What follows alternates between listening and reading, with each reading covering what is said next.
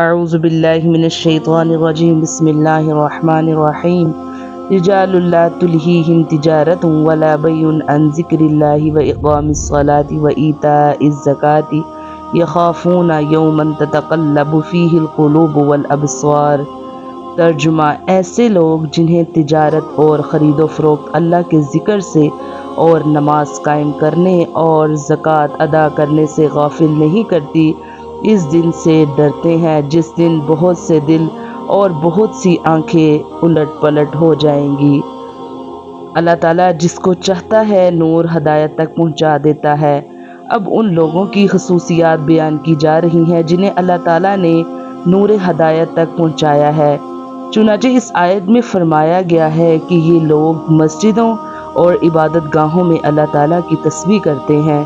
یہ مسجدیں اور عبادت گاہیں ایسے گھر ہیں جن کے بارے میں اللہ تعالیٰ کا حکم یہ ہے کہ ان کو بلند مرتبہ دے کر ان کی تعظیم کی جائے۔ پھر یہ بیان فرمایا گیا ہے کہ ان عبادت گاہوں میں عبادت کرنے والے دنیا کو بالکل چھوڑ نہیں بیٹھتے، بلکہ اللہ تعالیٰ کے حکم کے مطابق معاشی کاروبار میں حصہ لے کر تجارت اور خرید و فروخت بھی کرتے ہیں۔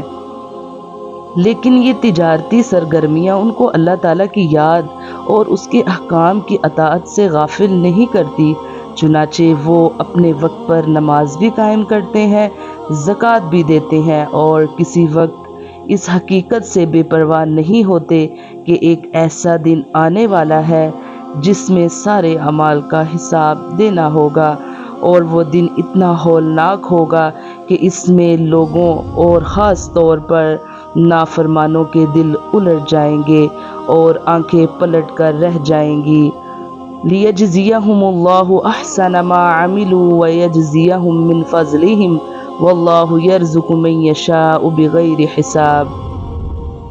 اس ارادے سے کہ اللہ انہیں ان کے اعمال کا بہترین بدلہ دے، بلکہ اپنے فضل سے اور کچھ زیادتی عطا فرمائے۔ اللہ تعالیٰ جسے چاہے بے شمار روزیاں دیتا ہے۔ نیک اعمال کا ثواب کچھ تو یہ ہے کہ جس کا ذکر اللہ تعالیٰ نے اس آیت میں بڑے لطیف انداز میں کیا ہے کہ نیک لوگوں کا ثواب صرف ان نعمتوں پر منحصر نہیں ہوگا جن کا تذکرہ قرآن و حدیث میں کیا گیا ہے، بلکہ اللہ تعالیٰ اس کے علاوہ ایسی نعمتیں بھی عطا فرمائیں گے جس کا تذکرہ قرآن و حدیث میں آیا ہے اور نہ کسی کے دل میں اس کا تصور ہے۔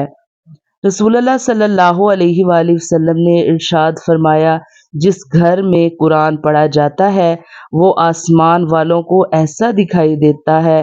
جیسا کہ زمین والوں کو ستارے دکھائی دیتے ہیں۔ کوئی شخص قرآن کو پڑھے اور اس پر عمل کیے بنا بڑا آدمی نہیں بن سکتا، کیونکہ قرآن میں وہ علم ہے جو خالق کائنات کی طرف سے آیا ہے۔ وَلَقَدْ يَسَّرْنَا الْقُرْآنَ لِلذِّكْرِ فَهَلْ مِن مُدَّكِرٍ، اور بے شک ہم نے قرآن کو سمجھنے کے لیے آسان کر دیا ہے، پس کیا کوئی نصیحت حاصل کرنے والا ہے؟ یا ایھا الناس قد جاءتکم موعظۃ من ربکم وشفاء لما فی الصدور وہدی ورحمۃ للمؤمنین۔ اے لوگو، تمہارے پاس تمہارے رب کی طرف سے ایک ایسی چیز آئی ہے جو نصیحت ہے، اور دلوں میں جو روگ ہے ان کے لیے شفا ہے، اور رہنمائی کرنے والی ہے، اور رحمت ہے ایمان والوں کے لیے۔ نبی اکرم صلی اللہ علیہ وآلہ وسلم نے فرمایا، لوگوں میں سب سے اچھی آواز سے قرآن پڑھنے والا وہ شخص ہے کہ جسے تم جب قرآن پڑھتے سنو تو محسوس کرو کہ وہ اللہ سے ڈر رہا ہے۔